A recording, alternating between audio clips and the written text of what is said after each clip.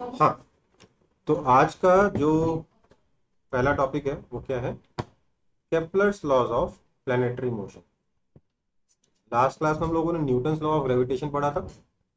आज Kepler's laws of planetary motion पढ़े।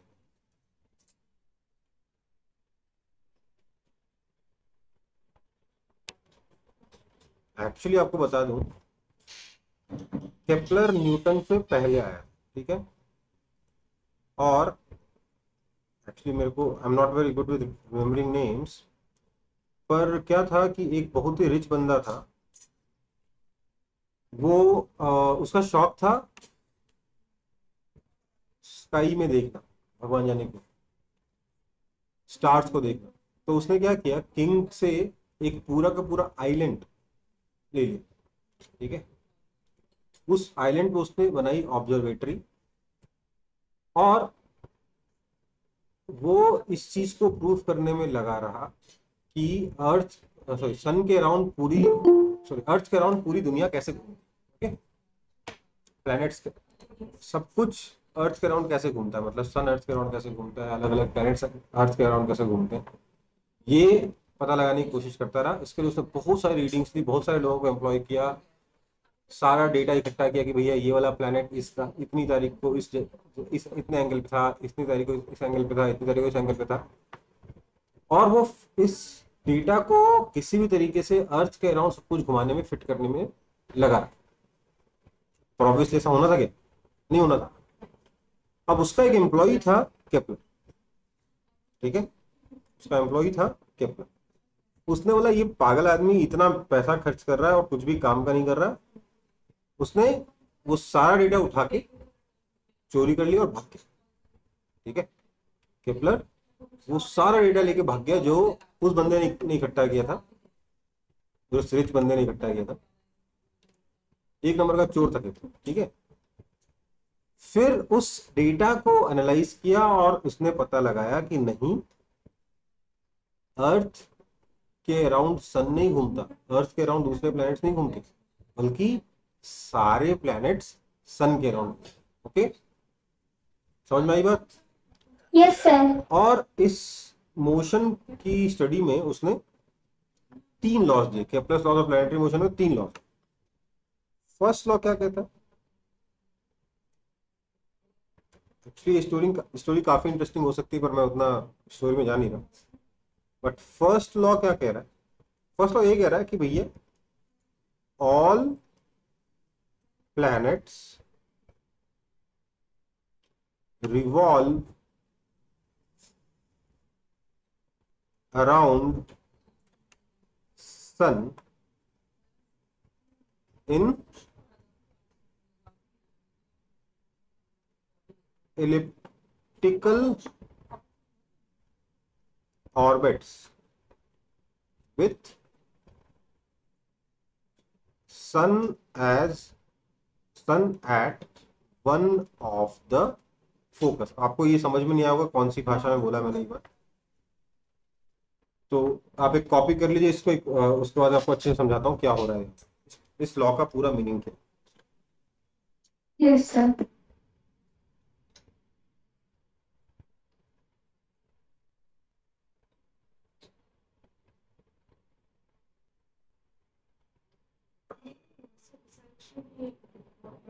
Sir done. है। डन।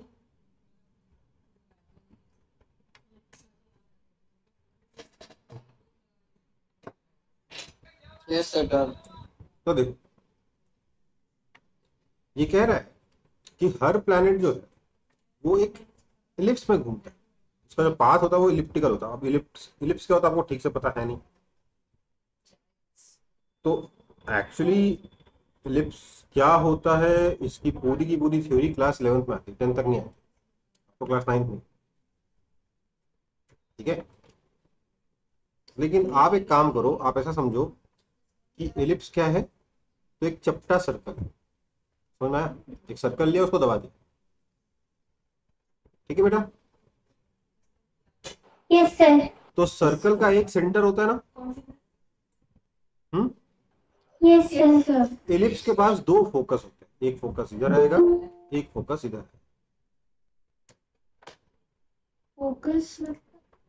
ठीक है, एक्चुअली एलिप्स क्या होता है उस चक्कर में नहीं पड़ रहा मैं, पर एलिप्स के दो फोकस होते हैं, एक फोकस इधर एक फोकस इधर।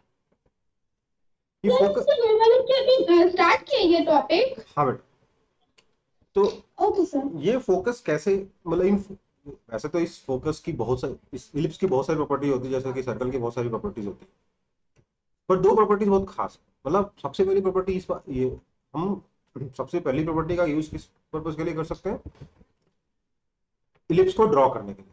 सर्कल को ड्रॉ करने का क्या तरीका है, कंपास का एक पॉइंट पेपर पे रखा, दूसरे पॉइंट पेंसिल रखी और उसको घुमा दी, राइट, है ना। हम्म। Yes sir. पर सोचो, Yes, sir. कंपास तो अब आ गया, पहले जब कंपास नहीं था तब कैसे बनाते थे, सबसे पहले कैसे बनाया होगा जब कंपास वगैरह कोई इंस्ट्रूमेंट नहीं था। आप मान लो दुनिया के पहले साइंटिस्ट हो, जो कोई साइंटिफिक तरीका निकाला जाता है सर्कल बनाने, क्या करते हैं बताइए। हम्म। सर एक स्केल लेंगे और स्केल जितना रेडियस बनाना चाहेंगे उसमें। स्केल भी नहीं हुई वो, एक तो उस जमाने की बात, अरे बात, ठीक है, क्या करते आप, एक थ्रेड लेते, राइट, थ्रेड में एक पिन लगाते, थ्रेड को ऐसे खींच देते और दूसरे एंड पे पेंसिल लगा के घुमा देते, हाँ या ना, Yes, sir. Yes sir. यही नहीं करते भाई। तो आ, उसी तरीके से अगर मैं एलिप्स बनाने की कोशिश करूं उसी थ्रेड वाले मेथड से, इनफैक्ट अगर आप देखोगे, मान लीजिए अगर आपको बहुत बड़े फील्ड में एक सर्कल बनाना, मान लीजिए क्रिकेट का ग्राउंड बनाना और आपको चाहिए नहीं सर्कुलर ग्राउंड बनाना है, तो कैसे बनाओगे, एक रस्सी लेके गोल घूमोगे, वैसे नहीं बनाओगे, हाँ है ना, बोलो। Yes, sir. अब इलिप्स कैसे बनेगा, तो एक थ्रेड लीजिए, थ्रेड के एक एंड को इस फोकस पे रखिए, दूसरे एंड को इस फोकस पे रखिए, तो थ्रेड एकदम ऐसे लटकता सा हो जाएगा, ढीला सा, हाँ है ना। हम्म। हाँ सर. Yes, sir. थ्रेड की जो लेंथ है इन दोनों फोकस के बीच में डिस्टेंस से बढ़ा। अब क्या करिए, इस थ्रेड को स्ट्रेच करिए, थ्रेड को स्ट्रेच कैसे करोगे, यहाँ से पुल करके या यहाँ से पुल करके, किसी भी जगह से अगर थ्रेड को स्ट्रेच करते हो, पुल करते हो, तो what you will find is कि आपका जब थ्रेड स्ट्रेच होगा तो it will form triangle like this, shape like this, ठीक है। मतलब ये वाला जो एंड है ये हमेशा कहाँ रहेगा, इस इलिप्स में, क्योंकि एक्चुअली इलिप्स की एक प्रॉपर्टी क्या है कि फोकस वन F1 और F2 इन दोनों पॉइंट से किसी भी पॉइंट का डिस्टेंस मेजर कर लो और उसका जो सम आएगा ना वो कांस्टेंट है। लेट्स से ये L1 है, ये L2 है, तो इलिप्स की पहली प्रॉपर्टी क्या है, L1 plus L2 is constant. Okay, समझ में आई बात। Yes, sir. ओके, दूसरी प्रॉपर्टी क्या है, मान लो ये इलिप्स पूरा का पूरा मिरर, क्या है, मिरर। अगर आपने F1 पर एक बल्ब जलाया तो क्या होगा, इस बल्ब से लाइट ऐसे आएगी, यहां से लाइट यस रिफ्लेक्ट सर। होगी, तो रिफ्लेक्ट होगी तो सीधे F2 पे जाएगी। बेसिकली यहाँ का जो नॉर्मल होगा ना वो इन दोनों लाइंस का, इस एंगल का बाइसेक्टर होगा, ये दोनों एंगल इक्वल होंगे, समझ में आई बात। Yes, ऐसा sir. फॉर्म बना होगा। तो इलिप्स से हल्की फुल्की दोस्ती होती नजर आ रही है, थोड़ी बहुत समझ में आ यस रहा है कि इलिप्स थोड़ी। कैसे, Yes, sir. ज्यादा तो नहीं करा सकता क्योंकि मेनली ये 11th क्लास में, बट हल्का फुल्का समझ में आ रहा है ना फिगर कैसा होता है। हम्म। ऐसा कोई भी शेप बना दोगे तो नहीं चलेगा वो इलिप्स, कुछ स्पेसिफिक शेप है, ये समझाना चाहूँ, उसकी कुछ स्पेसिफिक प्रॉपर्टीज है, ठीक है। Yes, sir. कहाँ गया मेरा पेन, तो इधर F1 है, इधर F2 है, ये इलिप्स है, सारे के सारे प्लैनेट्स जो ना एक इलिप्टिकल ऑर्बिट पे घूमते हैं with sun at one of the focus. अब मैं जो मैंने प्रॉपर्टीज लिखाई ना वो मैं मिटा, क्योंकि वो आपके सिलेबस की नहीं, तो आपको इतना ध्यान रखना है कि all planets revolve in a elliptical orbit, in an elliptical orbit with sun at one of the focus। मतलब आपका जो सन है ना वो यहाँ है।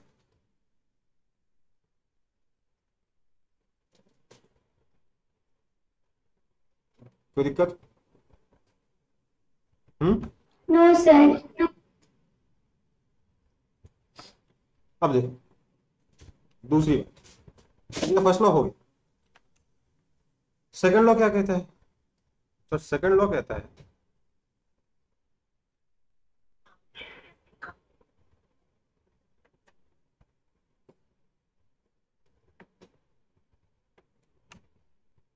कि द लाइन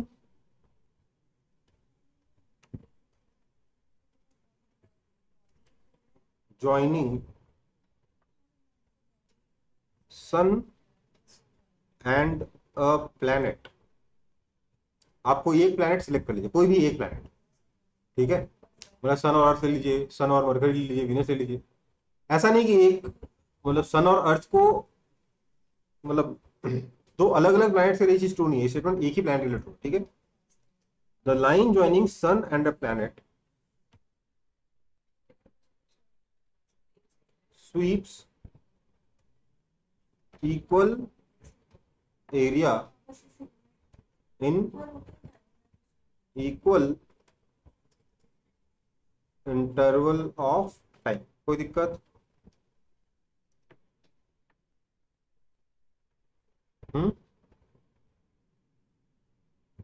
सो कॉपी करिए, फिर समझाता हूँ। Excuse me sir. हाँ बोलिए बोलिए। सर बोल रहे थे फर्स्ट लॉ एक बार समझा दीजिए ना, हम अभी इंटर किए थे इसीलिए।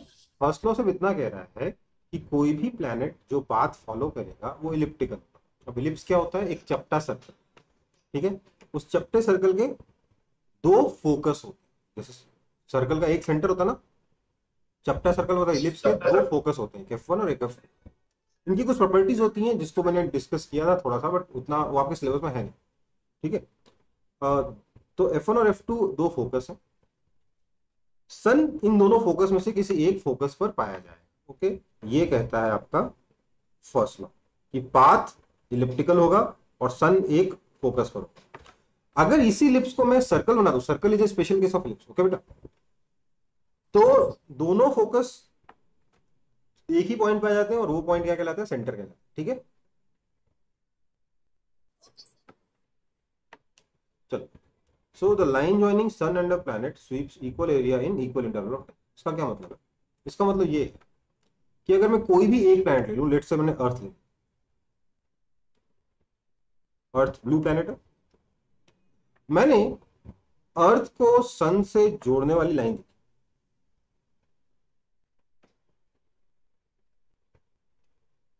ठीक है। तो जैसे जैसे ये प्लैनेट मूव करेगा, जैसे जैसे ये अर्थ मूव करेगा, वैसे वैसे क्या होगा? ये लाइन भी मूव करेगी, हाँ या ना? Yes sir. थोड़ी देर बाद मान लेते हैं कि 5 दिन के बाद ये प्लैनेट यहां से मूव करके यहां पर, ठीक है, या यहां पहुंच जाएगा, ठीक है। तो ये वाली जो लाइन है वो यहां से मूव करके यहां आ जाएगी, ये sir no. Yes sir. So ये वाला जो एरिया है, इस एरिया को इस लाइन ने स्वीप कर दिया, झाड़ू लगा दिया इतने एरिया पे, हाँ या ना? राइट। तो बोल रहा है कि इस जितना, मतलब आपका प्लैनेट यहां हो चाहे यहां हो चाहे यहां हो चाहे यहां हो, सेम टाइम में सेम एरिया ही स्वीप करे। इसका मतलब क्या है? इसका मतलब ये है कि जब प्लैनेट यहां होगा तो सोचिए, अगर वो सेम डिस्टेंस ट्रेवल करता है तो आपका जो एरिया इधर छोटा हो जाएगा ना इससे, है ना? बोलो। Yes sir. तो प्लैनेट को ज्यादा डिस्टेंस ट्रेवल करना पड़ेगा उतने ही दिनों में। 5 दिन में अगर यहां से यहां पहुंचता है तो यहां पे 5 दिन में इसको ये पूरा डिस्टेंस ट्रेवल करना पड़ेगा। समझ में आई बात? Yes sir. इसको लिखने का एक और तरीका क्या है कि क्या अगर फोकस में रहता है या सेंटर में? फोकस, इसका कहने का मतलब ये है कि अगर ये एरिया ए है तो area by time is constant. अब देखो, जबरदस्ती कभी किसी कोई एग्जाम दे रहे हो आप इधर उधर का, उसमें ये पूछ लेते हैं कभी कभार कि ये जो सेकंड लॉ है ये किस चीज का एप्लीकेशन है, ये कौन से फिजिक्स के कौन से लॉ का एप्लीकेशन। तो मैं बस लिखवा दे रहा हूँ, समझ में आपको आएगा नहीं, बट बस लिखवा दे रहा हूँ, ठीक है। It is an application of law of conservation of angular momentum. Momentum नहीं है, एंगुलर मोमेंटम नाम की कोई चीज होती है, उसका जो लॉ ऑफ कंजर्वेशन है उससे ये चीज डिराइव होती है। और ये law of conservation of angular momentum किसने दिया था? ये न्यूटन ने दिया। केपलर ये लॉ सेकंड लॉ पहले देके बैठे, ठीक है बेटा। Yes sir. समझ में आई बात? इनफैक्ट क्या हुआ था, केपलर ने ये दो लॉस के बाद एक थर्ड लॉ और, इन तीनों लॉस को देखकर पूरी दुनिया भर के साइंटिस्ट पता लगाने की कोशिश करने लग गए कि भैया आखिरकार चल क्या रहा है, कौन सा एक यूनिवर्सल लॉ है जिससे ही सब कुछ फॉलो हो रहा है। वो लॉ था लॉ ऑफ ग्रेविटेशन। कोई और ढूंढ नहीं पाया। न्यूटन वॉज द पर्सन जो न्यूटन लॉ ऑफ ग्रेविटेशन जंगल में ढूंढ के बैठा था बहुत दिनों से। लोग सॉल्व करने की कोशिश कर रहे थे उस प्रॉब्लम को कि कैसे सॉल्व होगा, और न्यूटन उसको जंगल में बैठे बैठे सॉल्व करके बैठा, ठीक है। और बता नहीं रहा था दुनिया को। क्यों नहीं बता रहा था, उसकी कहानी कभी हो, ठीक है। बढ़े आगे। Yes sir. दो लॉज हो गए, थर्ड लॉ पढ़े। Yes sir. Yes sir. Yes sir. Third law कहता है, अच्छा फर्स्ट लॉ का नाम क्या, फर्स्ट लॉ का नाम बोला जाता क्या होगा? लॉ ऑफ इलिप्टिकल ऑर्बिट्स, ठीक है। फर्स्ट लॉ का नाम क्या दिया जाएगा? Law of elliptical orbit. Second law का नाम क्या दिया जाएगा? Law of areal velocity. ये जो एरिया में टाइम है इसको क्या बोलते हैं? इसको बोलते हैं areal velocity, the rate at which area is being swept. Okay बेटा, कोई दिक्कत? Okay sir. So third law क्या है? थर्ड लॉ है the law of time period. Sir थोड़ा सा प्रीवियस पेज दिखाए ना।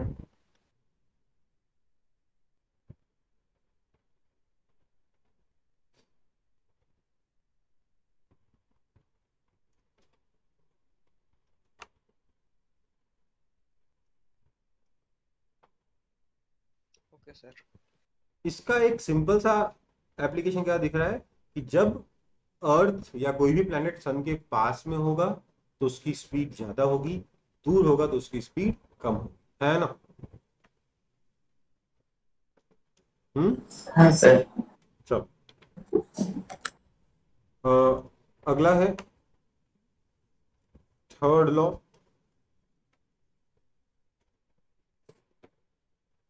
थर्ड लॉ क्या कहता है? इसको कहते हैं क्या है? Law of time period.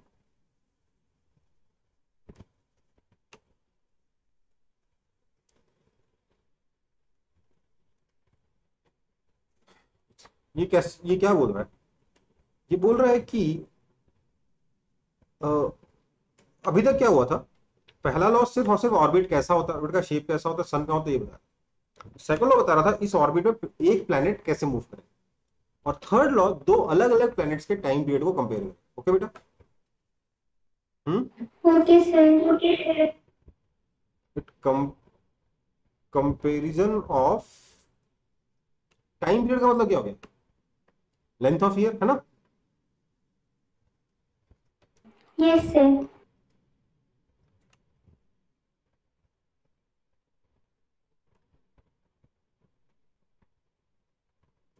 ये जो लेंथ ऑफ ईयर है इसको हम लोग टाइम पीरियड टी से रिप्रेजेंट करते हैं। आप यहाँ पे जो मर्जी वो यूज कर सकते हैं।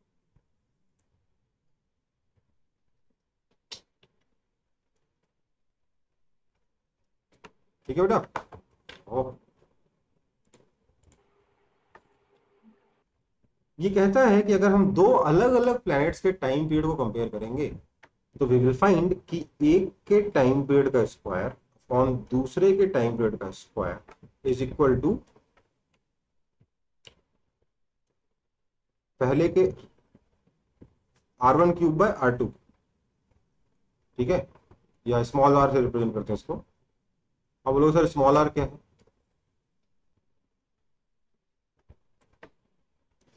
तो स्मॉल आर को कई तरीके से रिप्रेजेंट कर देते हैं, अलग अलग बुक्स में अलग अलग बातें लिख देते हैं, पर स्मॉल आर का ट्रू मीनिंग क्या है? Length of semi major axis. अब बोलेगा सर ये क्या हुआ? तो ध्यान दीजिए, वो जो इलिप्स है ना,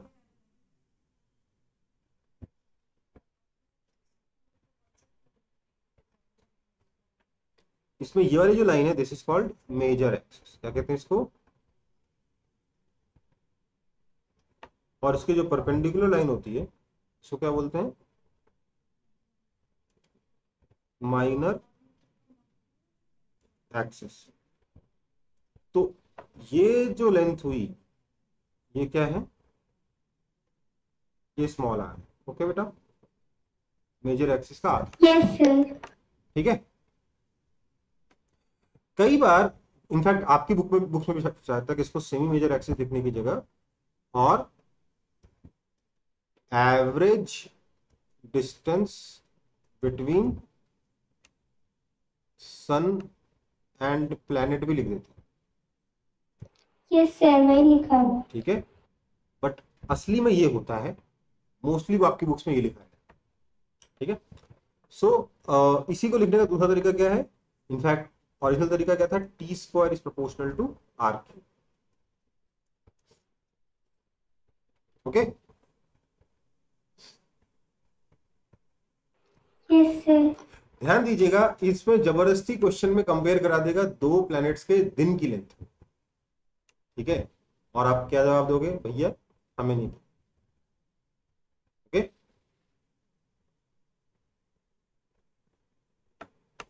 समझ में आई बात? डे की लेंथ, यस सर। डे की लेंथ कंपेयर करने के लिए आपके पास कोई लॉ नहीं है, इस तरीके का कोई लॉ नहीं है। केप्लर लॉ तो बिल्कुल ही नहीं है। सर मेजर एक्सिस कौन सा है और एक बार बता दीजिए। ये जो सबसे लंबा वाला डायमीटर बना सकते हैं यहाँ पे, सेंटर से पास होने वाला, यस सर। उसको मेजर एक्सिस कहते हैं, उसके आधे को सेमी मेजर एक्सिस कहते हैं। ठीक है। Okay sir. हाँ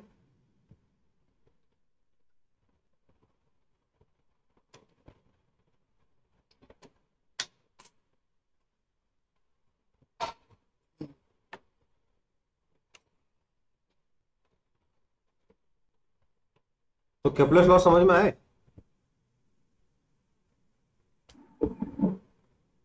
यस सर। आपको एक चीज होता, interesting fact, fun fact. Kepler ने उस डेटा पे जब वर्क किया ना, तो इतना सारा डेटा था, उसने एक कैलकुलेशन मिस्टेक कर दी। ठीक है।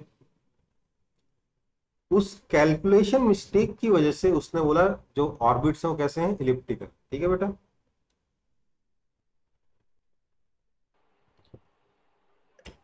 उसके बाद क्या हुआ, जब उस कैलकुलेशन मिस्टेक को ठीक किया गया तो समझ में आया, अरे जो ऑर्बिट्स है वो तो सर्कुलर है।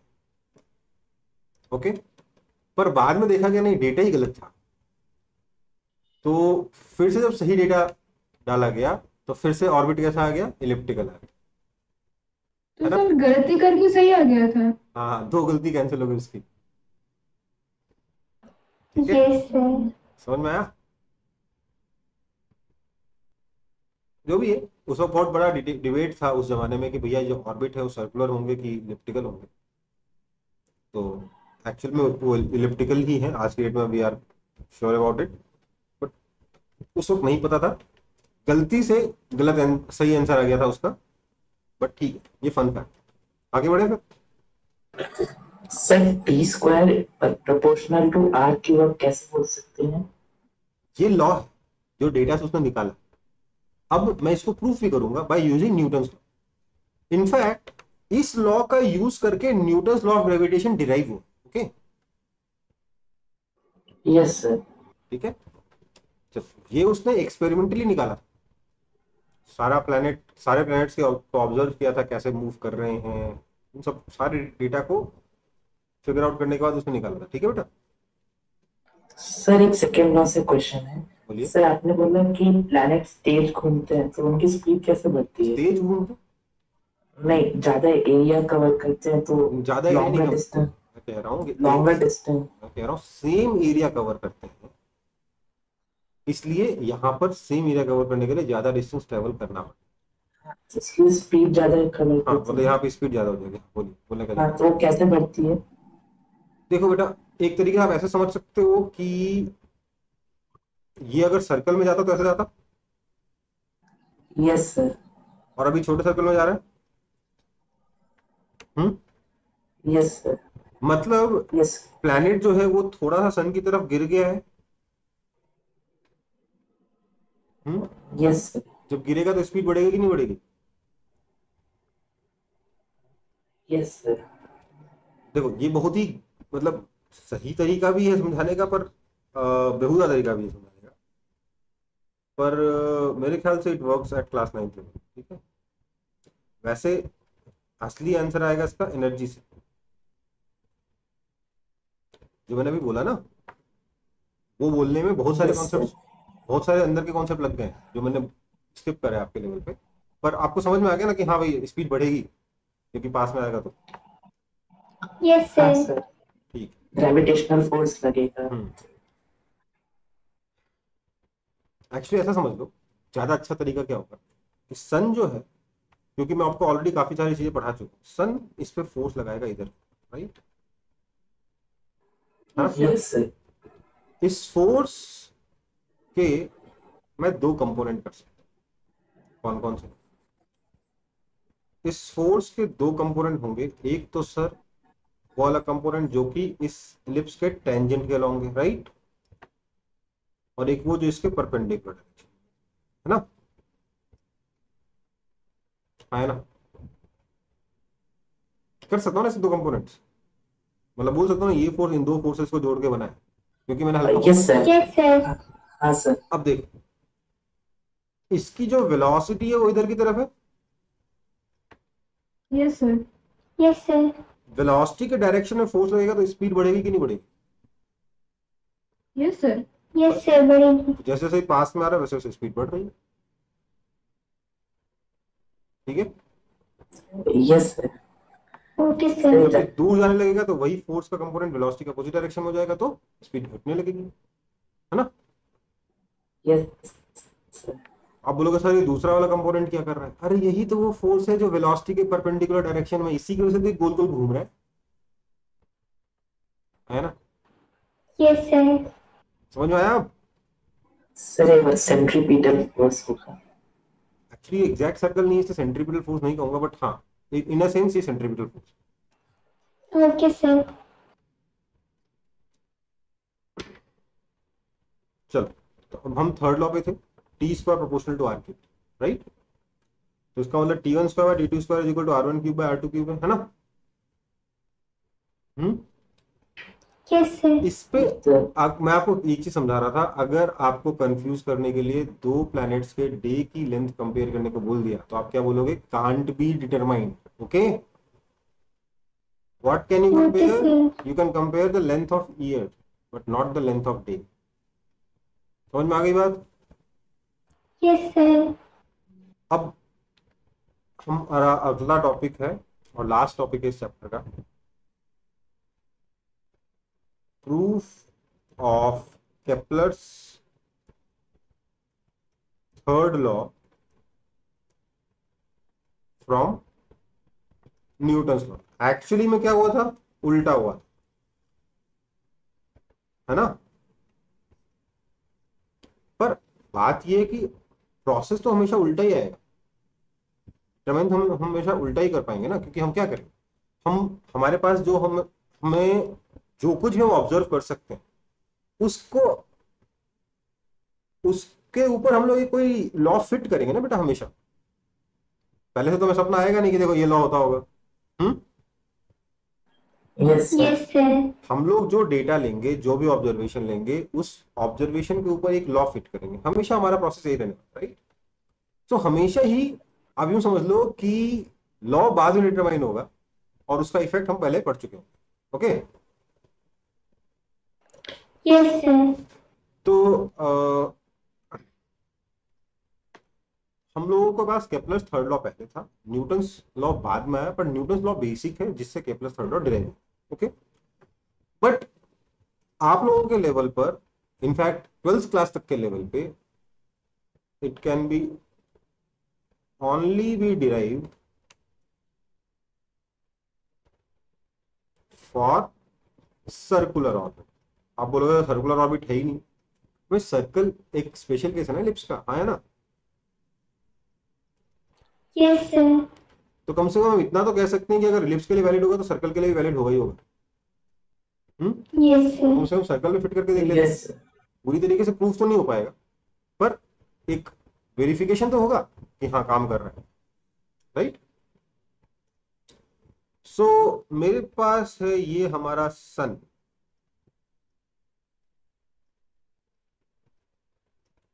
सन है, सन के अराउंड कोई प्लैनेट गोल गोल घूमा जिसका रेडियस है स्मॉल, सर्कल का रेडियस। अब ये प्लैनेट है, लेट से अर्थ ले लेते हैं अपन। हमने बोला लेट से इस सन का मास कैपिटल एम है और इस प्लैनेट का मास स्मॉल एम। इस प्लैनेट को सन अपनी तरफ खींचेगा with some force F, and whatever this force will be, this force is going to provide for centripetal force, yes or no? है ना? Yes, sir. तो force is equal to mv square by r. That means force है कितना? Sir force है आपका g capital M small m by r square, that is equal to m v square by r. r ने r मार दिया, m ने m मार दिया, क्या बचा सर? v हो गया आपका under root of G M by R. This means आपका जो टाइम पीरियड आया वो कितना आया sir? 2 pi R by V, which means मेरे को टी स्क्वायर चाहिए तो मैंने टी स्क्वायर कर दिया। T square is equal to 4 pi square R square by V square, that is equal to 4 pi square R square by V square. कितना है sir? We square है जी एम बाय आर, तो ये हो गया R, right. Now 4 is constant, pi is constant, g is constant, m is mass of sun which is not going to vary planet to planet, so this is also constant, which means t square is proportional to r cube। हो गया कि नहीं हो गया proof?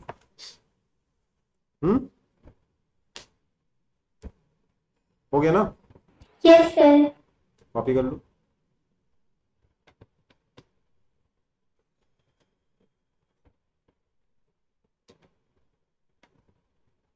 तो इसी के साथ ग्रेविटेशन चैप्टर खत्म, ठीक है।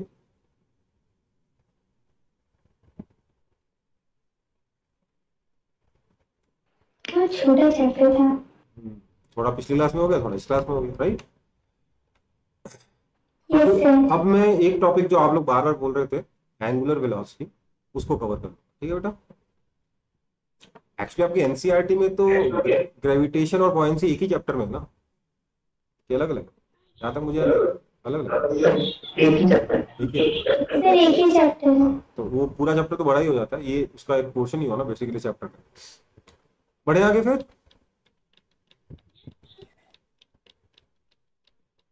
ये डेरिवेशन सबको समझ में आ गया, कुछ करना नहीं है। जो फोर्स है ना, जो भी अर्थ सन के ऊपर लगाने, जो भी सन अर्थ के ऊपर लगाने वाला है फोर्स, उस फोर्स को M V square by R के बराबर कर दो, आंसर आ जाएगा तुरंत, है ना। इसके आगे कुछ किया थोड़ा ना, कैलकुलेशन ही तो है इसके आगे। Yes, sir.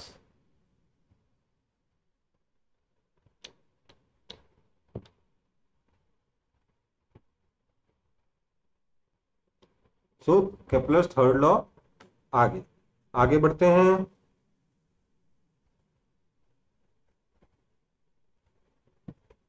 बढ़े?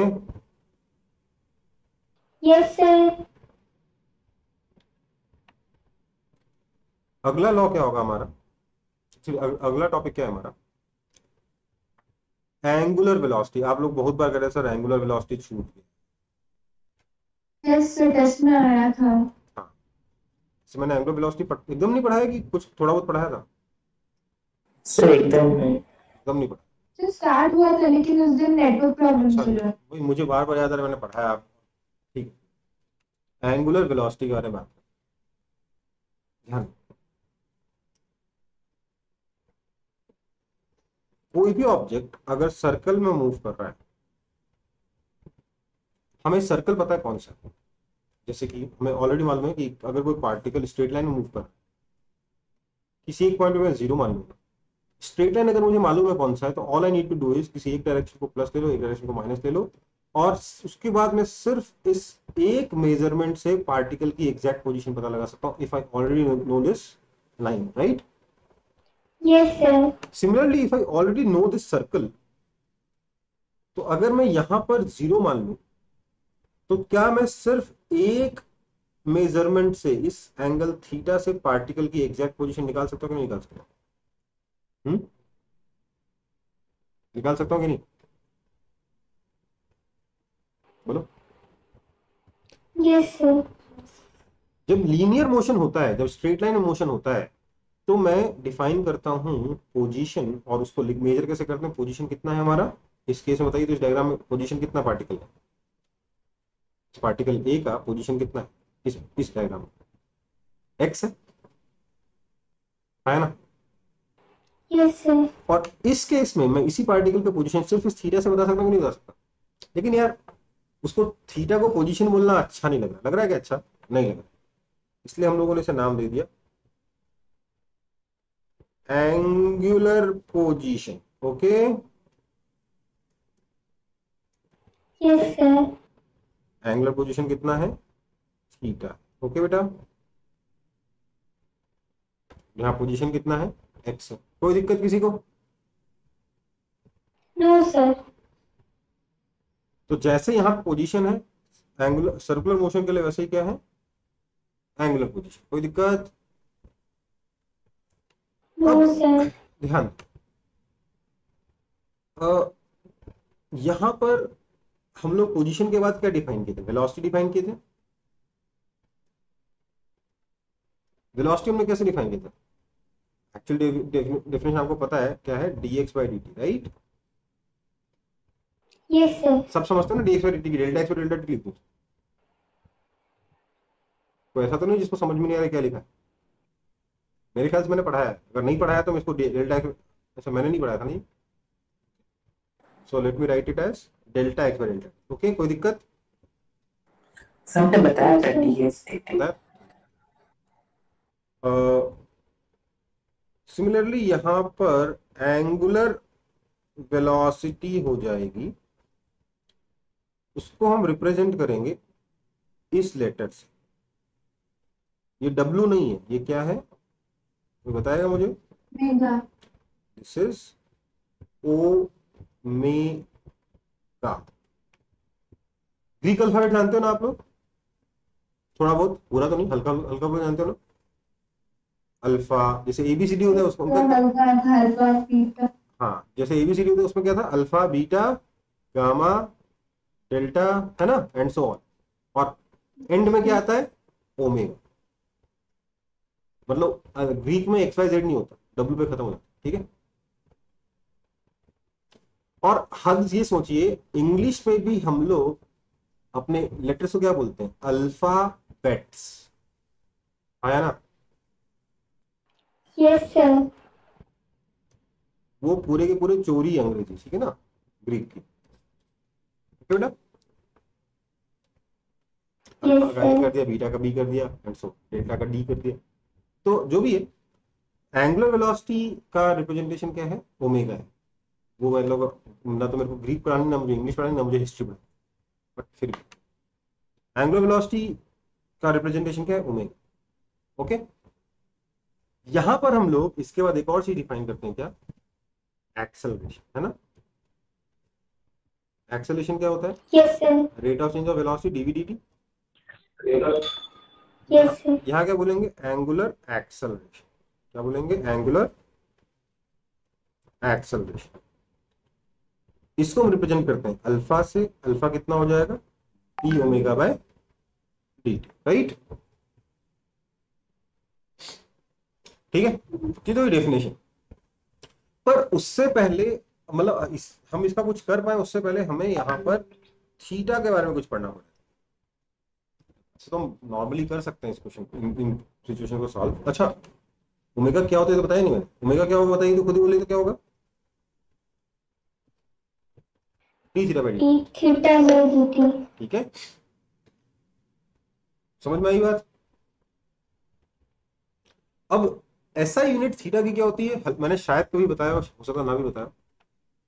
एंगल की एसआई यूनिट क्या होती है?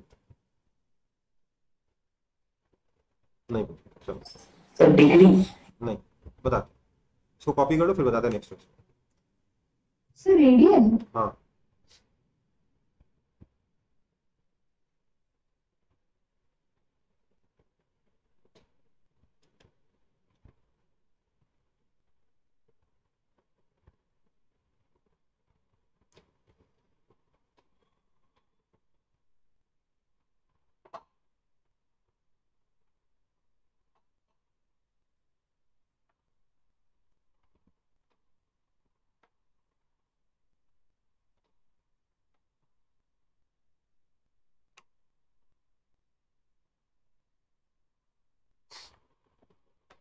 बढ़ू आगे। Yes sir. चलो एसआई यूनिट ऑफ एंगल, नाम है इसका रेडियन। क्या होता है ये समझते हैं। देखो अगर हम सोचें तो एंगल क्या है बेसिकली, कितना आप टर्न की उसको मेजर करने की टेक्निक है ना। Yes sir. एंगल मेजर करने के लिए हम लोग हमेशा क्या यूज करते हैं? सर्कल यूज करते हैं, क्योंकि सर्कल एक कंप्लीट सर्कल मतलब कंप्लीट टर्न, राइट। इनफैक्ट हम लोग एंगल ड्रॉ कैसे करते हैं? यहां पर कंपास रख के एक सर्कल ड्रॉ करते हैं, right. Yes sir. Yes sir. यही कारण है कई लोग जब इस तरीके से बनाते हैं ना, मेरे को अच्छा नहीं लगता एंगल ऐसे बनाते, आई डोंट लाइक इट। कम से कम कोशिश करो कि जो आप यहाँ पे सर्कल बना रहे हो उसका सेंटर यहाँ हो, ठीक है। दीज थिंग्स मतलब शो कि आप सब्जेक्ट की रेस्पेक्ट कर रहे हो, और अगर आप सब्जेक्ट की रेस्पेक्ट करोगे तो अल्टीमेटली सब्जेक्ट भी आपकी रेस्पेक्ट करेगा। सो ऐसा यूनिट ऑफ एंगल क्या होता है? रेडियन, ठीक है। मेजर कैसे करते हैं? सर्कल से। क्यों? मतलब सर्कल से मेजर करने में डिग्री कहां से आ गई? तो डिग्री की कहानी सुनाता हूं। हम लोगों ने बोला सन अर्थ के राउंड घूम रहे, एक्चुअली ऐसा होता नहीं, पर पहले तो यही पता था ना कि सन अर्थ के राउंड घूम रहा है ना। कंप्लीट सर्कल में अगर सन घूमता है कितने दिन में घूमता है?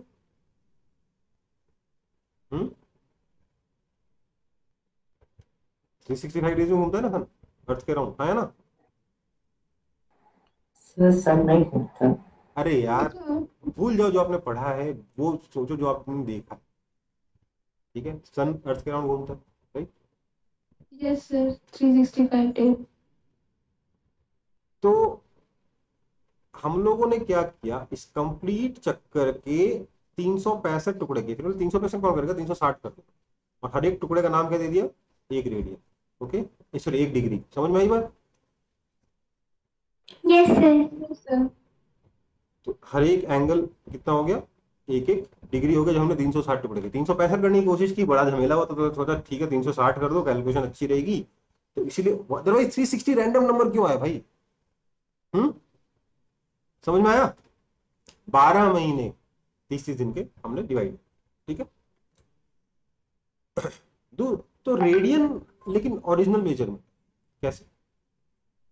हमने बोला ये मेरा circle, now let me divide this circle in some more logical fashion. कैसे? मैंने बोला ये जो रेडियस है ना आर, इस रेडियस आर की लेंथ का मैं एक थ्रेड लूं। काम करता हूं, रेडियस आर को मैं थोड़ा कलर चेंज करता हूं। मैंने इस रेडियस आर की लेंथ का एक थ्रेड लिया, और इस थ्रेड को मैंने इस सरकमफ्रेंस पर ऐसे लपेट दिया। तो यहां कहीं जाके खत्म हो जाएगा कि नहीं हो जाएगा ये? आया ना? बोलो। Yes sir. उसके बाद मैंने बोला ये जो आर्क है सेंटर पे कितना एंगल बना है, इस थीटा को मैंने कह दिया 1 रेडियन के लिए ऊपर सी लिख सकते हैं, वैसे जनरली आरएडी लिखते हैं बट सी भी लिखते हो ऊपर चले, समझ में आया? तो डेफिनेशन क्या होगी, the angle subtended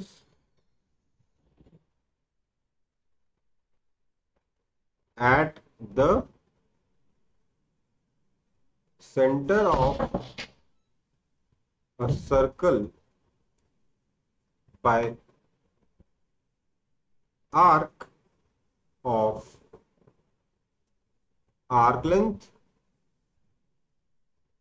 equal to radius. Okay बेटा, एक आर्क जिसकी लेंथ रेडियस के बराबर है, वो आर्क सेंटर पे जो भी एंगल सबटेंड करेगा उसको क्या बोलेंगे, 1 रेडियन। ठीक है बेटा, यस सर। सोचो मैंने अगर उसी आर्क लेंथ को वापस से यहां जोड़ दिया,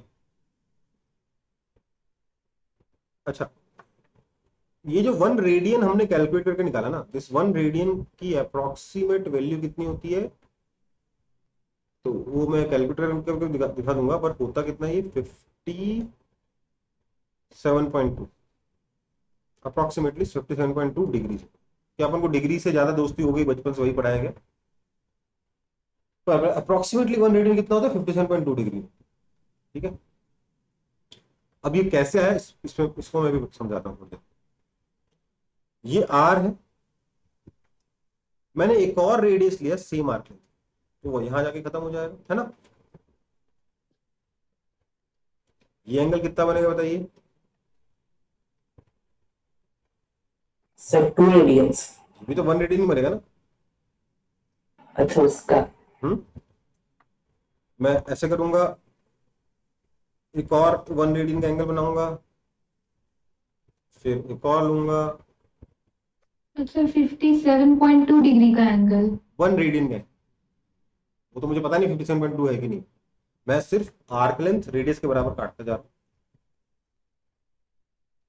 और अपना एंगल बनाता जा रहा हूं। ठीक है, तो कितने आर होगा, 1 R, 2 R, 3 R, 4 are,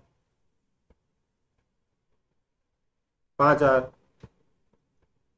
6 R, थोड़ा सा बच गया, है ना, हाँ यस सर। सर। क्योंकि पूरा कितना होगा 2 पाई आर मतलब 6.28, राइट, राइट और रॉन्ग,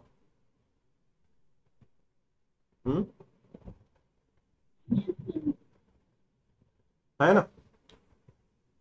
तो मतलब आप ऑलरेडी जान गए हो कि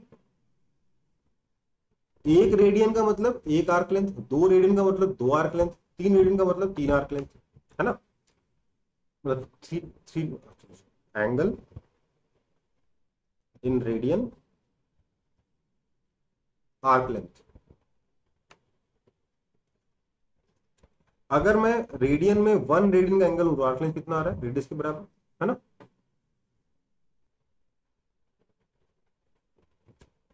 2 रेडियन ले लूंगा तो 2 टाइम्स रेडियस के बराबर, 3 ले लूंगा तो 3 रेडियस के बराबर, है ना। 5 रेडियन ले लूंगा तो पाई आर के इक्वल आएगा, राइट। और अगर मेरा एंगल अल्फा रेडियन हो जाए तो आर्क लेंथ कितना होगा बताइए,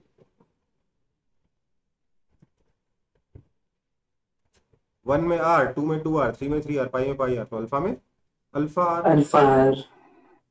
या अगर मैं इसको, क्योंकि मैं यहाँ पे थीटा अवॉइड करना चाहता हूँ क्योंकि यहाँ पे थीटा 1 रेडियन के लिए यूज कर रहा था, पर फिर भी अगर थीटा कोई नंबर है तो अगर एंगल थीटा रेडियन है तो आर्क लेंथ कितना हो जाएगा, आर थीटा होगा, हाँ या ना। Yes sir. तो ये आपके पास एक बड़ा ही इंपॉर्टेंट फॉर्मूला बन गया, but this is only valid for if theta is in radian, right?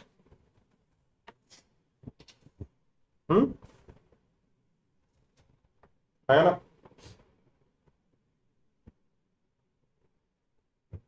yes sir, तो अगर आप किसी एंगल को रेडियन में मेजर करते हो, क्या हो जाएगा?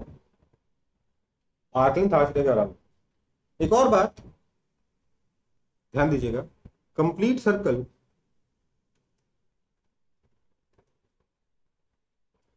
Is equal to R into complete angle, है ना?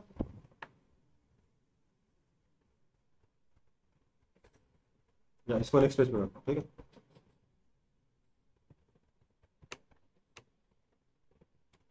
यहां तक कॉपी कर लिया? yes sir, Yes, sir. चलो, मैं एक और चीज लिख रहा हूं, कंप्लीट सर्कल या कंप्लीट सरकमफ्रेंस कितना होगा?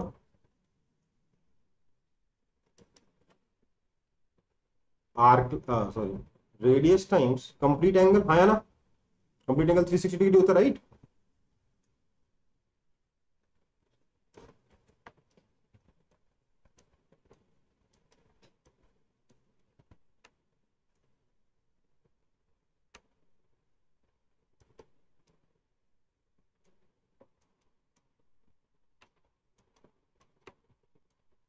कोई आपत्ति किसी को बता दो।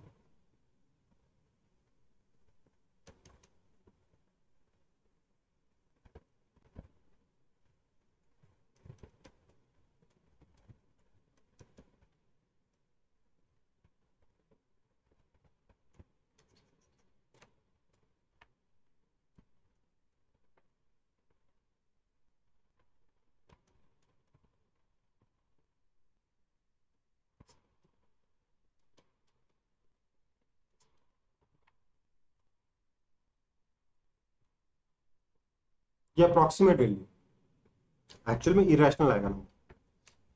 समझ में आया?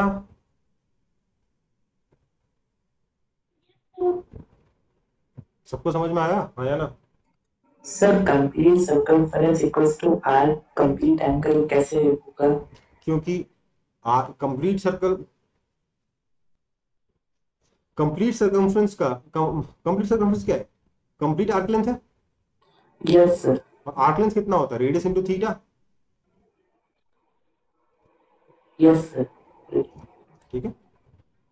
थीटा क्या है? Complete angle.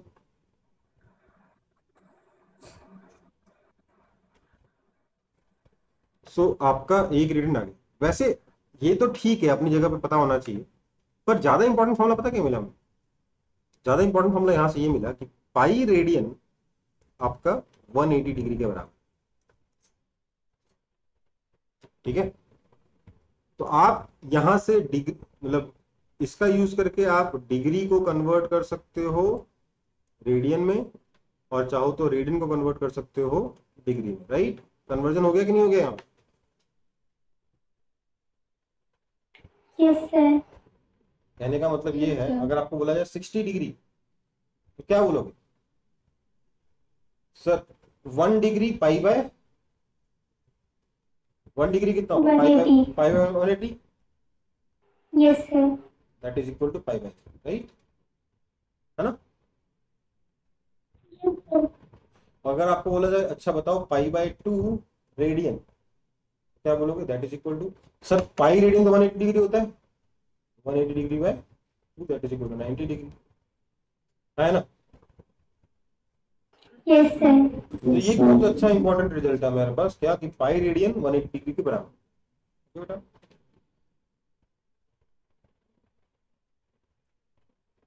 बोलोगे सर ये सब क्यों पढ़ा रहे हो? बताता हूँ थोड़ी देर में।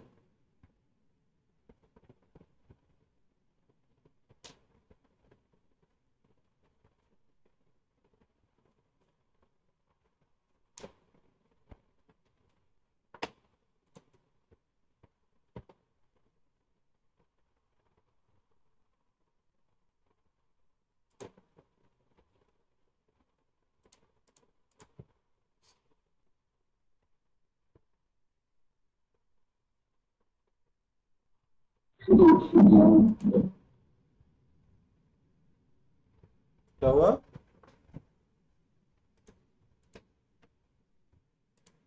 बोलो।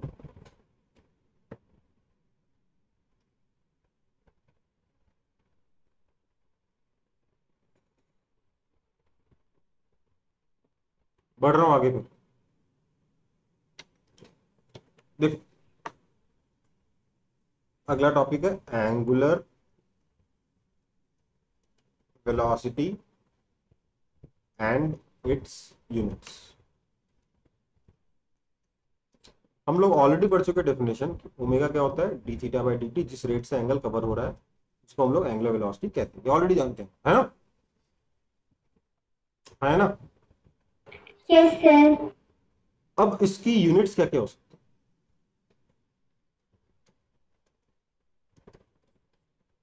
तो सर इसकी यूनिट्स हो सकती हैं, आप अगर थीटा को डिग्री में लेते हो तो डिग्री पर सेकंड ले सकते हो, है ना। Yes sir. ठीक है, खराब नहीं है, but I don't like it, क्यों, क्योंकि ऐसा ही नहीं। ऐसा यूनिट क्या होती है? थीटा को रेडियन में मेजर करोगे रेडियन पर सेकेंड। तो रेडियन पर second. Then there are some common units.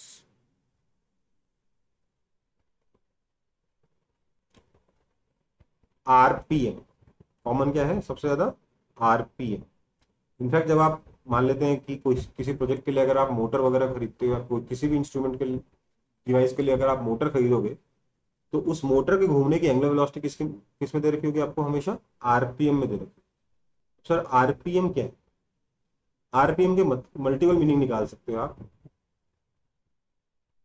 Rotation पर मिनट, या रोटेशन की जगह आप राउंड्स लिख सकते हो, या आप रिवोल्यूशन लिख सकते हो, राइट। जनरली रिवोल्यूशन या रोटेशन, ठीक है। तो मोटर कितनी बार रोटेट कर रहा है एक मिनट में, वो क्या है? आरपीएम। ओके, समझ में आई बात? Yes sir. तो अब बात करते हैं डिग्री पर सेकंड टू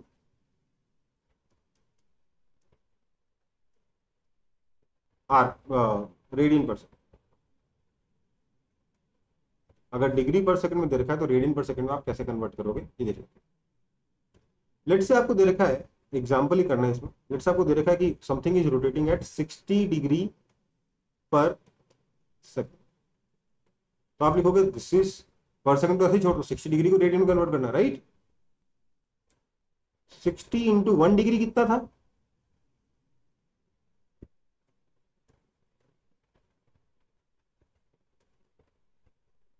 आया ना? Yes sir. 1 डिग्री इतना ही था ना भाई, देखो 1 डिग्री कितना था? 5/180, राइट।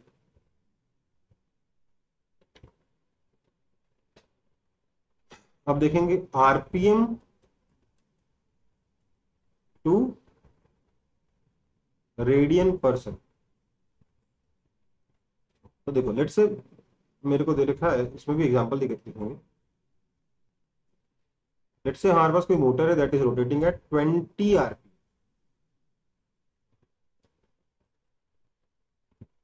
सो 20 आरपीएम का मतलब क्या है? 20 इंटू रोटेशंस। रोटेशंस कितने हैं? एक रोटेशन का मतलब कितना डिग्री?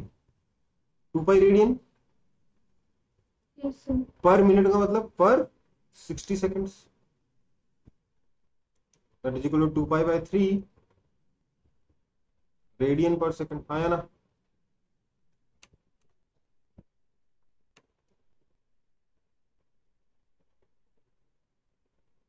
तो इस तरीके से आप यूनिट्स को कन्वर्ट कर सकते हो। तो एंगुलर वेलोसिटी कुछ हद तक समझ में आई? हम्म। Yes sir. चलो अभी एक और लास्ट टॉपिक बाकी है, उसके बाद हम लोग खत्म करेंगे।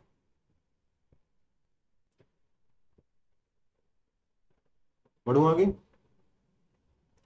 Yes sir.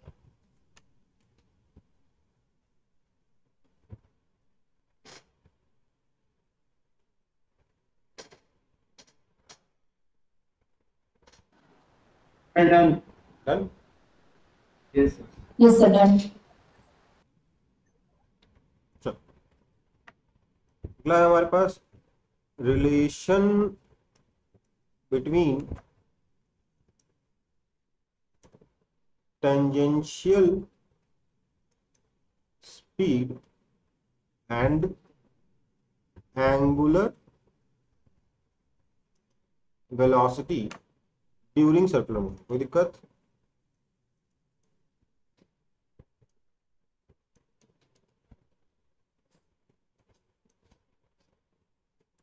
टेंजेंशियल स्पीड की जगह हम लोग उसको टेंजेंशियल वेलोसिटी भी बोल सकते हैं, क्योंकि जब टेंजेंशियल लिख दिया तो स्पीड वेलोसिटी एक ही चीज है। इनफैक्ट वेलोसिटी ज्यादा अच्छी टर्म है। क्यों? क्योंकि जब मैं टेंजेंशियल लिख रहा हूँ that means I am talking about component, और कंपोनेंट हमेशा सिर्फ वेक्टर का होता है, स्पीड का कंपोनेंट नहीं होता। एक्चुअली जब सर्कुलर मोशन कर रहा है तो स्पीड हमेशा टेंजेंशियल डायरेक्शन में ही, मतलब वेलोसिटी हमेशा टेंजेंशियल डायरेक्शन में ही होती है, राइट? है ना? और जो भी वेलोसिटी वो स्पीड के बराबर ही है, राइट? है ना? Yes, sir. तो हम क्या बोलेंगे, देखो यार, आर्क लेंथ अगर L है तो मतलब आपकी जो वेलोसिटी है, टेंजेंशियल वेलोसिटी, वो कितना है? dl/dt है कि नहीं है? यहाँ आर्क लेंथ L क्या है? आर्क लेंथ कवर्ड है, ओके? पार्टिकल जब घूम रहा है तो कुछ ना कुछ आर्क कवर कर रहा है ना।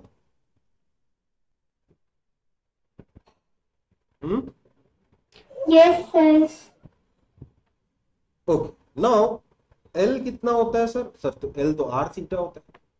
दिस मीन्स अगर मैं दोनों तरफ डिफरेंशिएट कर दूं तो dl/dt is equal to r constant है तो d(θ/dt). That means v is equal to omega r। But ये फॉर्मूला अप्लाई करते ही क्या हो गया? थीटा इन रेडियन, है ना? सो ये अप्लाई करते वक्त ओमेगा क्या है? इन रेडियन पर सेकंड, ठीक है? अगर किसी और यूनिट में दे रखा है तो आपको पहले उस एंगुलर वेलोसिटी को रेडियन पर सेकंड में कन्वर्ट करना होगा, फिर आप स्पीड निकाल पाओगे, नहीं तो नहीं निकाल।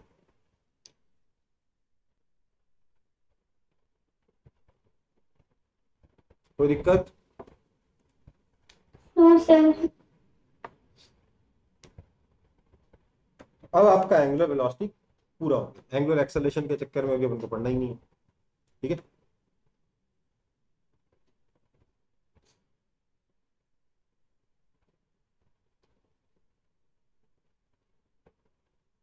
अब किसी चैप्टर का कोई ऐसा पोर्शन है जो छूट गया है मेरे से? अगर आपको पता है तो मुझे बता दो।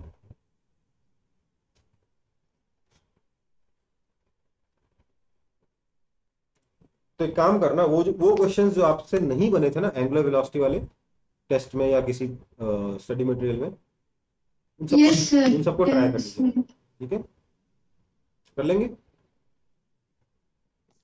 Yes, sir. ठीक है, फिर अभी के लिए क्लास ओवर कर रहा हूँ, मिलते हैं अगली क्लास में, Okay, sir. ठीक है? चलो, Thank you, sir. Thank you. Bye, sir. Thank Done, you बेटा, sir. बाय बेटा।